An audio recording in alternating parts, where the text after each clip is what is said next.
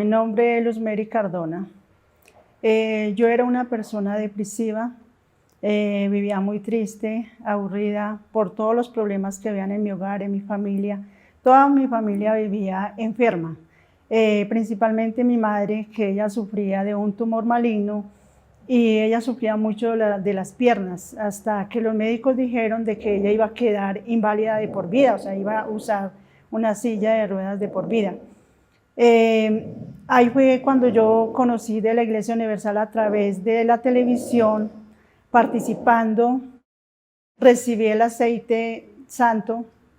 Yo salí con esa fe, con la certeza de que al ungir a mi familia, todos iban a ser bendecidos.